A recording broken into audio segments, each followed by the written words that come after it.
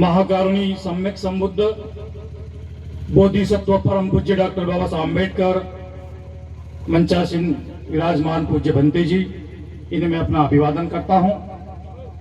साथ ही आज के इस महोत्सव में हमारे बीच उपस्थित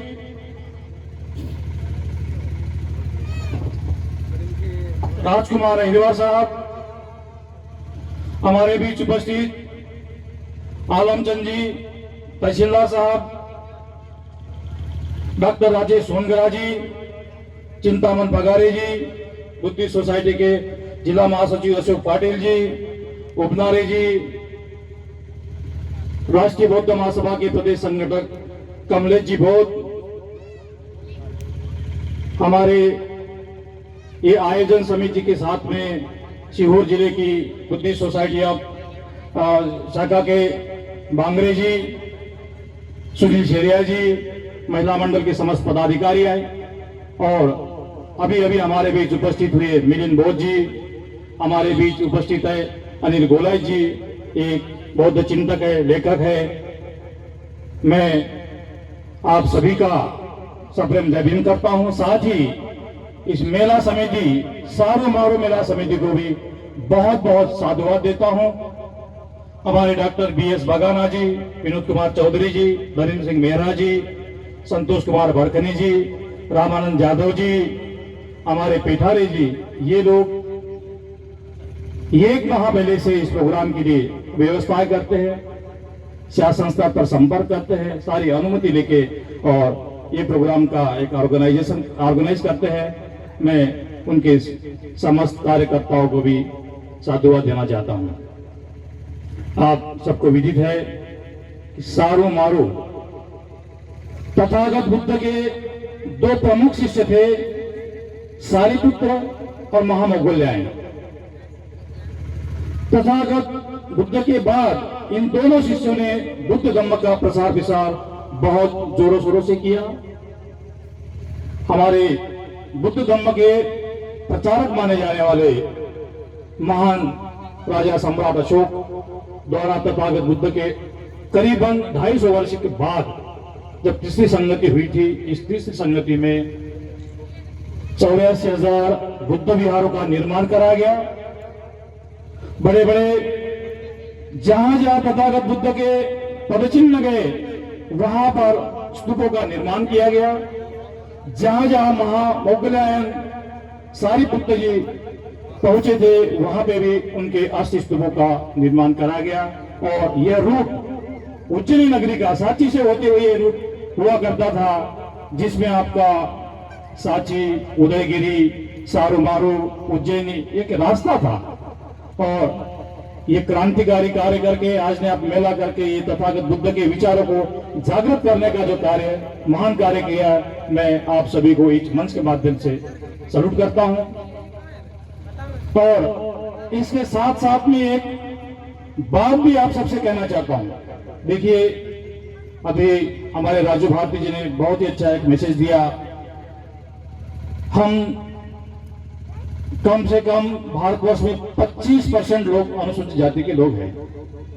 बड़े जोशों से जय भीम कहते हैं, नमो बुद्धाय कहते हैं, नीला झंडा लहराते हैं, पंचशील का झंडा भी लहराते हैं। लेकिन बौद्धों के नाम पे हम देखेंगे तो 1% भी जनता हमारी बुद्धिस्ट जनता नहीं है। हम 25% लोग हैं।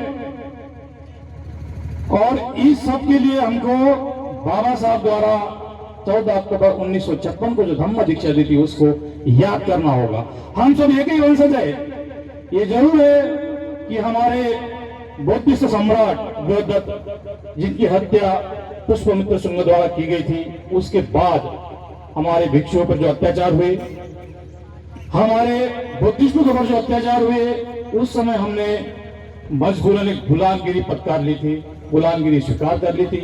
हम साफ सफाई जैसे कार्य, मोर्चे जैसे कार्य, हमारे समाज को रक्षा प्रदान करने का कार्य, ऐसे कार्य करने लगे तो हमारा अलग अलग नाम हो गया। स्वीपर का नाम लग गए, मोर्चे का लाइन लग गए, महार का लाइन लग गए। लेकिन हम एक देखे जाए तो एक नागवंशी मूल वंशज, ये 25% जो जनता आज हमारे देश की है, उस समय तो 90% हुआ करते थे, लेकिन आज जो हमारी 25% जनता आज मिली है, ये पूर्व जमाने में बुद्धिस्ट जनता ही थी। अब मैं थोड़ा सा आपको एक चीज बताना चाहता हूं कि हम ऑफिशियल बौद्ध क्यों नहीं बन रहे हैं। हमें संविधान, आरक्षण और बौद्ध धर्म, ये 3 चीजों का आकलन करना चाहिए। कॉन्स्टिट्यूशन अमेंडमेंट 1990, इसके द्वारा स्पष्ट किया हुआ सेंट्रल गवर्नमेंट का ऑर्डर है 20 नवंबर 1990 का। इसमें सारी चीज स्पष्ट की है कि आप ये जो अनुसूचित जाति है हिंदू में भी रह सकते हैं, अनुसूचित जाति बौद्ध में भी हो सकती है, अनुसूचित जाति सिख में भी हो सकती है। आप बौद्ध का प्रमाण पत्र प्राप्त करते हैं तो आपके आरक्षण पे कोई भी दिक्कत नहीं जाएगी। और इसी का अमेंडमेंट राज्य सरकार ने 4 मार्च 1994 को किया।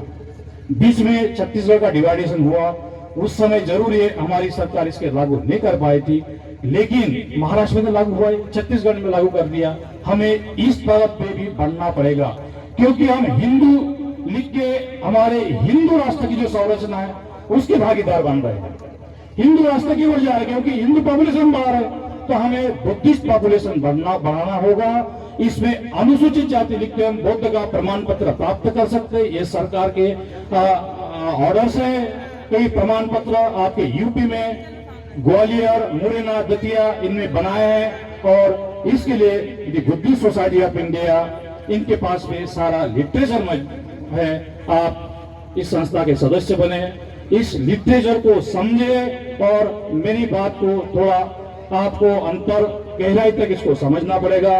और आज की जो परिस्थितियां है, हमारे साथ में जो परिस्थितियां उत्पन्न हो रही है, इसका मुकाबला करने के लिए हमें सजग होना पड़ेगा। मैं और भी हमारे वक्ताओं का भी सुनना है, इतना बोल के अपने 2 शब्द समाप्त करता हूं। जय भीम, नमो बुद्धाय।